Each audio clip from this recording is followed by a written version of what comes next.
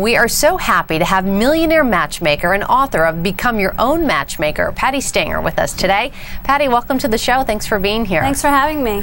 All right, so first of all, just take a look at yourself. You look fabulous. How much weight did you lose? I lost over 20 pounds on Sensa. Yeah, great diet. So what made this diet different for you? Was there something in particular that worked?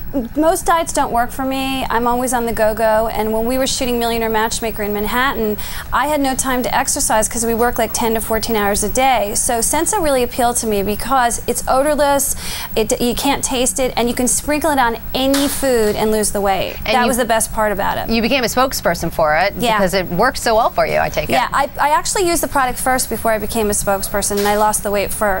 I really believe in it, and it's based on Dr. Hirsch's studies. These are clinical trials. This is not a airy-fairy diet. You basically can sprinkle it on any food. You don't have to count calories or cut corners. Okay, well, you look great. Thank you very much. So now you've been all over the tabloids recently. You announced on Twitter, you split with your fiance, Andy Friedman. What happened? I hit the 7-year itch, maybe. I don't know. I think that we found out we weren't right for each other. You know, I'm in this business and I love it. He doesn't like it. There was a couple of complaints along the way that I couldn't overcome, and that was one of them.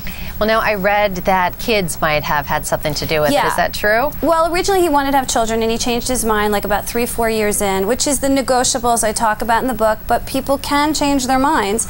And I kind of let it slide, and then I woke up and I said, I don't think I could live my life without children. Either I would adopt or I'd become a great step-parent. Okay, well, that is an important part of your life, and it's good that you held true to what you want. Your breakup also breaks the hearts of many of your fans because so many of them believe that your matchmaking rules are a sure way to success. What do you tell them?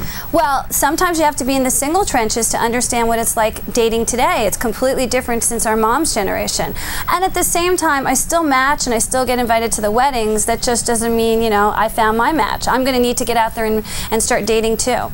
So in terms of people, they might be losing confidence in you, but you're saying stick with it. No, I don't think there's, you know, there are plenty of coaches, you know, in the NFL that have gotten Super Bowl rings and never, like, were on the field ever and played the game.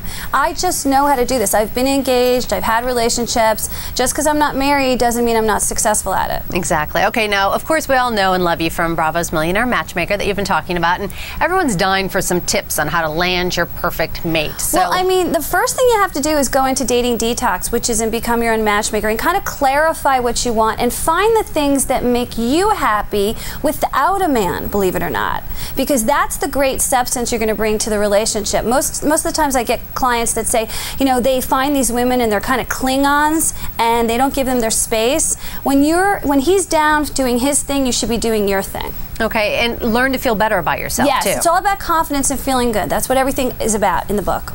And how about when you're supposed to go out alone? What does that mean? This is a great tip. My mother taught me this. Those who travel in packs do not attract. So if you go out by yourself, you're more likely, percentage-wise, to meet a man than when you're with the girlfriends, because most men don't want to infiltrate the posse. Okay, now that takes some real confidence. Yeah, but you know what? Think about when you travel for business. You'll eat alone in a restaurant for travel, doing, you know, your business dealings, but you don't do it for dating. That's kind of interesting. Yeah. All right. The next one is take care of your teeth. Sounds simple. Yes, I'm all about the perfect teeth. It's about the white smile. It's the best investment you could do to put on the credit card because the smile is what signals the man to come over. Yes, and go where the men are. Go where the men are. For instance, in New York, all my friends have been asking where to meet men. And I always say the Palm Restaurant has the best men. Steakhouses. Now, are you going to follow these tips now that you're single again? Well, I'm in dating detox right now, and I'm taking reservations for dates, and I'm learning what makes me happy because I haven't had a lot of time this year. It's been go, go, go. And so yes. One other thing, just because you look so good right now, obviously, I'm sure you believe that taking care of yourself goes hand in hand with finding a mate, right? Yes. I feel when you lose weight and you get thin, you're thin. Everybody's thin is different. Basically, what happens is the endorphins fly, you feel sexier, you know, you feel more comfortable in your own skin. All right. Well, you seem great, Patti Stanger. Thanks so much for being here. Thanks so much for having me. All right.